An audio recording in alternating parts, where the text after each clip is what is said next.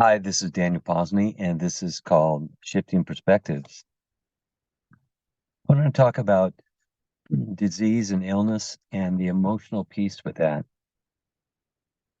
If you think about the illnesses that you've had of your life, how it's made you feel is kind of a line going into the original cause. I remember when I was a kid and I had acne, like a lot of us kids did. Of course, we weren't eating right. We eating a lot of, drink a lot of Kool-Aid and candy and processed food and microwave food and all that. I'm sure that had a play in it, as all physicality does. But how it made me feel really had something to do with the cause of it. And it had to do with not wanting to be seen, not feeling good about myself, not wanting to kind of show my face, wanting to keep myself very low profile. And that was there before I got the acne. And then, of course, when I get the acne, that's how I feel. I got this acne, and I don't. Of course, it happens right on picture day. So all those feelings about having acne are actually how I felt before.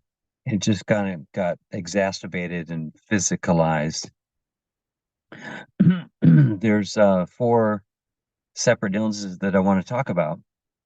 One is cancer, the other is being overweight, the other one is injury or accidents, and the last one is heart issues. So the first one, cancer, the big one. Um, if you ever talk to someone or if you yourself have experienced cancer, we all have cancer in our bodies, but if it's kind of come out as a illness or a tumor or something like that, it's been exacerbated into this physicality. And how you feel about the cancer, there's this whole story and this whole energy around cancer that once you hear that the C word, it's this big thing. And, that's where, a lot of people can die or, completely, negatively affects their lives.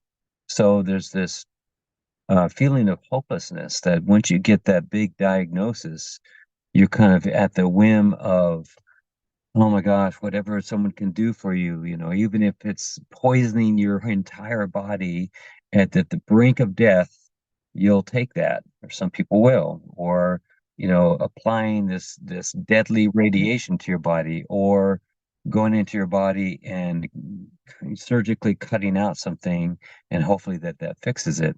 So there's this drastic measures that come from hopelessness. And what I'm finding is that at the core of all of it is this hopelessness, and then also added on to that is depending on where the cancer is in your body, there's this added feeling or added emotion about it. A lot of it is around guilt and shame. And then if you go to the particular body parts, for women and men, the breasts are about nurturing. It's about this unrequited love. It's about things being ripped away from your breast or torn away from you. And so you can feel that's the energy around the breast, around mastectomies and around nurturing and getting nourishment from the breast. So it's all this kind of generalized emotion. And I know this, if this is new to you, it might be feel kind of like it's kind of this out there kind of thing. But if you really look at it scientifically and really do your research on it, do your due diligence and see what scientists and researchers outside of normal physical science have to say, the people that know metaphysical and psychology and the mind and that kind of thing. And what you'll find is that the mind and the consciousness and the intuition are very powerful. And we can affect the spirituality says you can affect your reality or you create your reality with your mind, with your thoughts and your beliefs. And that's been proven to be the case is that we can use our mind in a very powerful way and we can affect our heart rate. We can affect our palms getting sweaty. We can affect the feeling in our body just by our mind and just by our thoughts. And so our body is comprised of cells that get affected by that and DNA that get affected by that. It's a really amazing the power that we have with our mind. So that's to the side of that. That's kind of the basis of the understanding of body mind or psychosomatic connection. So the next one is injury and accident. And here's one you just, it takes a lot of honesty to really look at this one. Injury and accident is about guilt and shame, and it's about feeling like you need to be punished. And I remember I had just gotten into a fight with my twin brother, Ken, and I did something really mean. And I felt so shitty about it. And I was in the bathroom getting ready to take a shower, and I said, God, uh, you got to punish me for this one, or something like that. I said, I can't believe what I just did. You got to punish me. And the water went really cold. And I was like, oh, thank you. It's kind of like, oh man, that sucks. But then I was kind of a little bit happy that I got some kind of punishment. And I feel like that's what the injury and the accidents are a part of, is that inside somewhere, maybe not just 5 minutes ago, maybe not just an hour ago, but somewhere inside of there, we feel like we need to be punished. We feel guilty for something that we did or that we said to another person or to ourselves. And so inside we're hoping for some kind of punishment. Oh, I just got a cut, or I burned myself, or I stubbed my toe or something. And if you ask yourself, is there some little part of you that wants to be punished? So there's that one. And then the other one about being overweight. So if you really think about, like, when I start getting over the weight that feels really good to me, it's because it's the accumulation for me. It's accumulation of eating things that I feel like I'm getting away with, sweets and sugars, of a margarita or something, and it's that stuff that's really heavy in the fats. And after a while, if I kept on doing that, that would just keep on applying in my body, and might find myself over my best weight. And the other part of this, and this is mainly for women, but for also for men too. Um, if you ever talk to someone that's really overweight, that has a real weight problem, and you ask them, why are you trying to protect yourself? And if you really get into it, if they'll allow it, if you can get into a conversation, I mean, it's usually related to some kind of abuse, childhood abuse, usually some kind of sexual abuse. That's just what I've seen in the majority of clients that I've had that have been really overweight. And it's a form of protection. And it's the kind of the phrase that goes on in their mind is, well, I guess it was my fault that I was too cute or too sexy. So I need to put on some weight to protect myself so that men or women will not find me sexy anymore and abuse me and cause that whole thing to happen. So there's this uh, mind program that goes on that is playing in the background and saying, well, if I do this, then that should never happen again. But that only kind of exacerbates the problem in a different way, and it makes them feel not worthy, not lovable. And what is it about me? Again, it keeps on showing up that I'm not lovable, and people just, will use me and abuse me. So that's one little aspect of being overweight. Of course, there's so many other things that apply to that, but I'm talking about the emotional trauma piece of that, and that's just what I've seen for a lot of it. And then the other one is heart issues, and heart issues are about expressing yourself, expressing your love, feeling love, knowing love.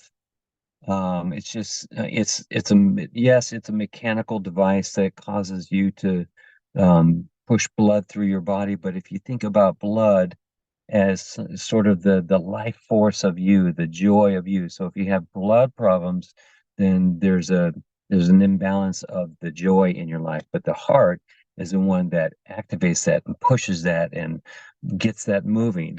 But if there's no expression of that love and of that joy, then that's where the heart comes in.